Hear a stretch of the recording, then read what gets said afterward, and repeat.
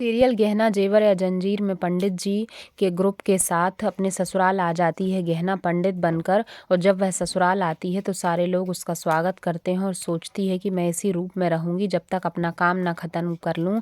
यहाँ आयुष्मान से टकरा जाती है और उसके बाजू से खड़ी हो जाती है। तभी वहाँ से तैयार होकर आलिया आती है और आयुष्मान आलिया को देखता है तो उसे लगता है कि वह गहना है और वह खो जाता है। फिर अचानक से जैसे ही उसे समझ में आता है तो वह चुपचाप हो जाता है और सामने की तरफ देखता है जब वह, तो उसे लगता है कि कोई उससे बात कर रहा है। तभी पंडित जी से आशीर्वाद लेते हैं दोनों।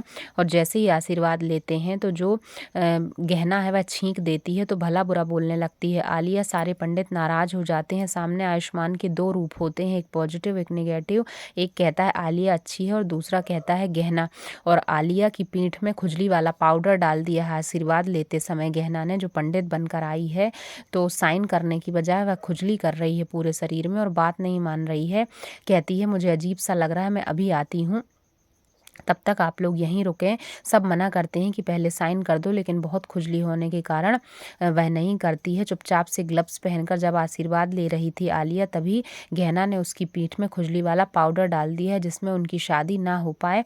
और वह बोलती है मैं आती हूँ अंदर से, और अंदर चली जाती है। सारे लोग देखते रह जाते हैं। जैसे ही कमरे में आती है बहुत खुजलाती है, कहती है साड़ी में लगता कुछ है, मैं साड़ी उतार देती हूँ। तभी उसके कमरे में आ जाती है गहना और कहती है रुको, अब मेरा प्लान बी चालू होता है। वह सारे कपड़े और गहने उतार कर फेंकने लगती है।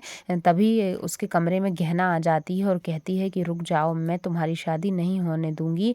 मेरी शादी तो मेरे पति से ही होगी और तुम्हारी मेरे पति से शादी नहीं होगी। कमरे में उसे बंद करके चली जाती है।